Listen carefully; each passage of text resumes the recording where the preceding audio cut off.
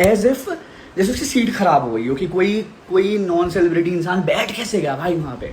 Hey everyone, welcome back to Spill World. मैं जब भी किसी सेलिब्रिटी के बारे में बार बार एक जैसे किस्से सुनती हूँ ना, तो मेरे दिमाग में सबसे पहला सवाल यही आता है कि क्या ये सिर्फ कोइंसिडेंस है या फिर कहीं ना कहीं एक पैटर्न बन रहा है। क्योंकि एक दो इंसिडेंट्स तो किसी के भी लाइफ में हो सकते हैं। हर इंसान का बैड डे होता है, हर कोई कभी ना कभी टायर्ड, इरिटेटेड या मेंटली एग्जॉस्टेड हो सकता है। लेकिन जब अलग अलग जगहों पर अलग अलग लोगों के साथ अलग अलग टाइम पर वही सेम बिहेवियर रिपीट होता दिखाई दे, तब नेचुरली मन में डाउट पैदा होता है। कियारा आडवाणी का जो पब्लिक इमेज है वो बहुत केयरफुली क्राफ्टेड लगता है। Sweet, soft spoken, simple, girl next door, outsider vibes. Interviews में वो हमेशा काम, पोलाइट, कंपोज दिखती हैं। ऐसा लगता है जैसे बहुत ग्राउंडेड हैं, बहुत हम्बल हैं, बहुत डाउन टू अर्थ हैं। और ऑनेस्टली कैमरा के सामने वो यही प्रोजेक्ट भी करती हैं। लेकिन कैमरा के पीछे क्या होता है वो हमें सिर्फ तब पता चलता है जब कोई नॉर्मल इंसान, कोई क्रू मेंबर, कोई को ट्रैवलर या कोई फैन अपना पर्सनल एक्सपीरियंस शेयर करता है। सबसे पहले उस फ्लाइट वाले इंसिडेंट की बात करते हैं जिसने पूरी डिस्कशन को स्पार्क किया। एक इन्फ्लुएंसर ने अपनी रील में बताया कि वो अपनी माँ और अपने भाई के साथ बिजनेस क्लास में ट्रैवल कर रहा था। उसी फ्लाइट में कियारा आडवाणी और कार्तिक आर्यन भी मौजूद थे। उसकी माँ, जैसे आमतौर पर पेरेंट्स होते हैं, सीट नंबरिंग में थोड़ा कंफ्यूज हो गई और गलती से फर्स्ट सीट पर बैठ गई। उस वक्त तक कियारा और कार्तिक बोर्ड भी नहीं हुए थे। जब कियारा बोर्ड करती हैं और अपनी सीट की तरफ आती हैं, तो अकॉर्डिंग टू दैट इन्फ्लुएंसर उन्होंने वर्बली कुछ नहीं कहा। ना एक्सक्यूज मी, ना madam this is my seat, ना कोई पॉलिट रिक्वेस्ट। बस एक पार्टिकुलर एक्सप्रेशन, एक ऐसा लुक जिसमें इरिटेशन, डिस्कम्फर्ट और शायद एंटाइटलमेंट मिक्स हो गया हो। वो इन्फ्लुएंसर आज भी उसी एक्सप्रेशन को रिक्रिएट करके दिखाता है। उसने भाई उस बंदी ने इतना गंदा लुक दिया था। इट वाज समथिंग लाइक, मैं करके दिखाता हूँ। एज इफ जैसे उसकी सीट खराब हो गई हो कि कोई कोई नॉन सेलिब्रिटी इंसान बैठ कैसे गया भाई वहां पे, ठीक है। क्योंकि उसके लिए वो मोमेंट बहुत ऑकवर्ड और अनकंफर्टेबल था। उसकी माँ बिना कुछ बोले, बिना कोई आर्ग्यूमेंट किए क्वाइटली उठकर अपनी अलॉटेड सीट पर चली गई।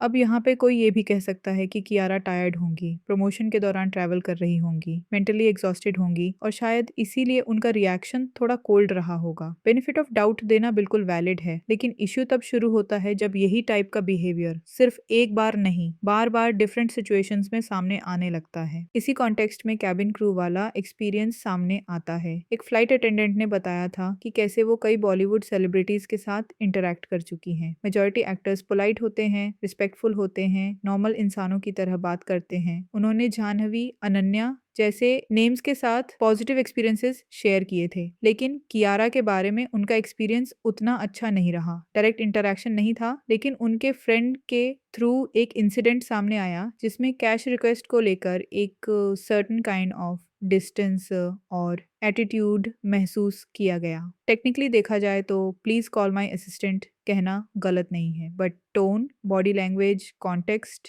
यही वो चीज़ें होती हैं जो किसी इंटरेक्शन को रिस्पेक्टफुल या एंटाइटल्ड बनाती हैं। फिर आता है कैफे वाला लिप बाल्म इंसिडेंट, जो रेडिट पर भी डिस्कस हुआ। विदेश में एक कैफे में कियारा अपनी टीम के साथ बैठी थी। उनका लिप बाल्म एक्सीडेंटली गिर गया और पास की टेबल पर बैठे एक इंसान की तरफ रोल हो गया। उस इंसान ने नेचुरली लिप बाल्म उठा लिया और कियारा को लौटाने की कोशिश की, but according to the narration Kiara ने उस इंसान को इग्नोर किया, आई कांटेक्ट अवॉइड किया और बिना उसे डायरेक्टली एक्नॉलेज की कैफे से निकल गई। बाद में उनकी टीम का एक मेंबर वापस आया और पोलाइटली लिप बाल्म रिटर्न करने को कहा, ये कहते हुए कि शी इज अ सेलिब्रिटी। और उसी मोमेंट पर उस लिप बाल्म को सैनिटाइज करना शुरू किया गया, उसी इंसान के सामने जिसने उसे उठाया था। क्लीनलीनेस इंपॉर्टेंट है, हाइजीन जरूरी है, इसमें कोई डाउट नहीं। लेकिन कॉन्टेक्स्ट में देखो तो उस इंसान के लिए वो सिचुएशन कितनी ऑकवर्ड और ह्यूमिलिएटिंग रही होगी। वो सिर्फ हेल्प करना चाह रहा था, कोई पर्सनल बाउंड्री क्रॉस नहीं कर रहा था, कोई फोटो नहीं ले रहा था, कोई अटेंशन सीक नहीं कर रहा था। फिर भी उसे इनडायरेक्टली ये फील कराया गया कि वो नॉर्मल पर्सन है और सामने सेलिब्रिटी है और दोनों के बीच एक इनविजिबल वॉल है।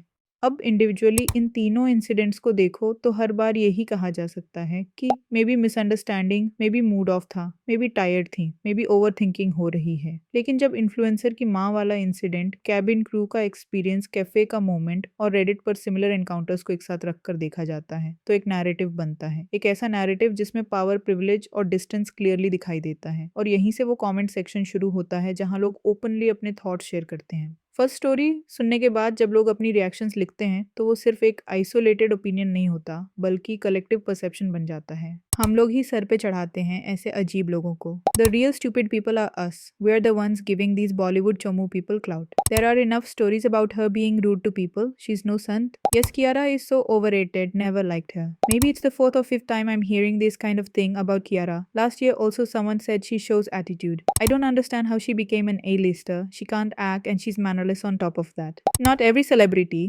but Kiara is actually rude. Read another Reddit story about Kiara at a restaurant abroad. Lip balm dropped, strange look, refused to take it back, later asked security to collect it. In comments को पढ़ते हुए एक बात बहुत साफ दिखती है। लोग सिर्फ एक्टिंग स्किल्स पर बात नहीं कर रहे, लोग सिर्फ मूवीज या बॉक्स ऑफिस पर बात नहीं कर रहे, लोग बिहेवियर, एटीट्यूड और ऑफ कैमरा पर्सनैलिटी पर बात कर रहे हैं। और जब ऑडियंस बार बार एक ही चीज पॉइंट आउट करे तो उसे इग्नोर करना मुश्किल हो जाता है।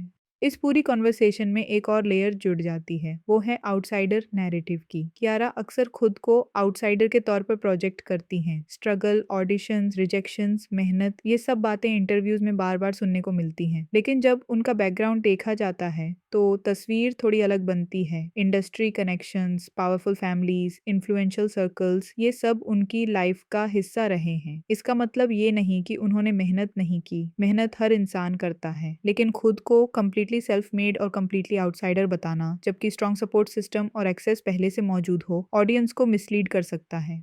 यही वो पॉइंट है जो मुझे पर्सनली डिस्टर्ब करता है, क्योंकि जब कोई सेलिब्रिटी खुद को हम भी आप जैसे ही हैं वाली इमेज में दिखाता है तो ऑडियंस इमोशनली कनेक्ट करती है। लोग सोचते हैं ये भी हमारे जैसी है, सेम स्ट्रगल्स, सेम जर्नी। लेकिन जब ऑफ कैमरा बिहेवियर में एंटाइटलमेंट, डिस्टेंस और पावर डायनामिक्स नजर आने लगे तो वही इमोशनल कनेक्शन टूटने लगता है। तब लगता है कि शायद जो ह्यूमिलिटी दिख रही थी वो पार्टली पीआर क्राफ्टेड थी, पार्टली परफॉर्मेटिव थी। कैमरा के सामने sweet smile, soft voice, humble शब्द, कैमरा के पीछे silence, cold expressions, indirect communication, assistants और सिक्योरिटी के थ्रू बातचीत। ये कॉन्ट्रास्ट ही ऑडियंस को सबसे ज्यादा कंफ्यूज करता है। और जब यही कॉन्ट्रास्ट बार बार अलग अलग सिचुएशंस में दिखे तो लोग सवाल उठाने लगते हैं। यहाँ ये क्लैरिफाई करना जरूरी है कि ये सब बातें एलिगेशंस और पर्सनल एक्सपीरियंसेस पर बेस्ड हैं। ये कोई कोर्ट वर्डिक्ट नहीं है, ये कोई ऑफिशियली प्रूवन चार्ज नहीं है, लेकिन पब्लिक परसेप्शन भी एक रियलिटी होती है, खासकर तब जब वो परसेप्शन मल्टीपल इंडिपेंडेंट अकाउंट से बन रहा हो।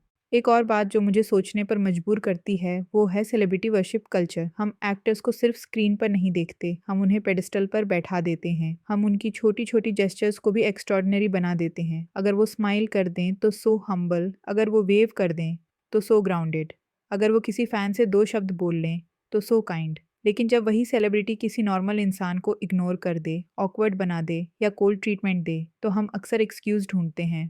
दे were tired, they were stressed, they had a bad day. वो बैड डे का राइट हर इंसान को है, सेलिब्रिटी को भी है, लेकिन पावर के साथ रिस्पॉन्सिबिलिटी भी आती है, स्पेशली जब आप खुद को relatable, simple, outsider type image में प्रोजेक्ट कर रहे हो। तब आपकी छोटी सी बॉडी लैंग्वेज भी मैटर करती है, आपका साइलेंस भी मैटर करता है, आपका रिएक्शन भी मैटर करता है। फ्लाइट में एक कंफ्यूज्ड माँ, कैफे में एक स्ट्रेंजर, कैबिन क्रू में एक वर्किंग प्रोफेशनल, ये सब लोग पावर हायरार्की में सेलिब्रिटी से नीचे होते हैं। और यहीं पर असली पर्सनालिटी अक्सर बाहर आ जाती है। जब सामने वाला इक्वल नहीं होता, जब सामने वाला पावरफुल नहीं होता, तब इंसान अनकॉन्शियसली अपना रियल एटीट्यूड दिखा देता है।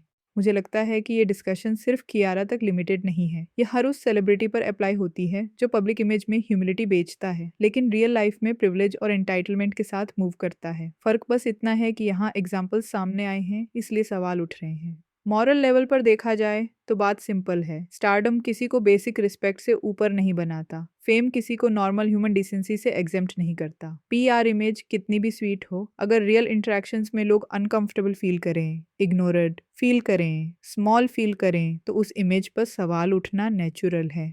और शायद यही वजह है कि लोग कमेंट सेक्शन में इतना स्ट्रांगली रिएक्ट कर रहे हैं, क्योंकि कहीं ना कहीं उन्हें भी ये एहसास हो रहा है कि हम सेलिब्रिटीज को बिना सवाल किए पेडिस्टल पर बैठा देते हैं, हम उनकी फ्लॉज को इग्नोर करते हैं, उनके बिहेवियर को एक्सक्यूज करते हैं और फिर सरप्राइज होते हैं जब रियल स्टोरीज सामने आती हैं। मेरे लिए ये सिर्फ गॉसिप नहीं है, ये पावर, प्रिविलेज और परसेप्शन की बात है। ये इस बात की रिमाइंडर है कि कैमरा के सामने दिखने वाली स्वीटनेस हमेशा रियलिटी नहीं होती, और ये इस बात की भी रिमाइंडर है कि ऑडियंस को ब्लाइंड वर्शिप से थोड़ा पीछे हटकर क्रिटिकली सोचना चाहिए। आखिर में सवाल यही है कि क्या हम सेलिब्रिटीज़ को सिर्फ इसलिए फ्री पास दे दें क्योंकि वो फेमस हैं, या फिर उनसे भी वही बेसिक रिस्पेक्ट, वही ह्यूमिलिटी एक्सपेक्ट करें जो हम एक नॉर्मल इंसान से करते हैं। शायद मॉरल यही है कि स्टारडम किसी को बड़ा एक्टर बना सकता है, लेकिन अच्छा इंसान होना उससे बिल्कुल अलग चीज़ है।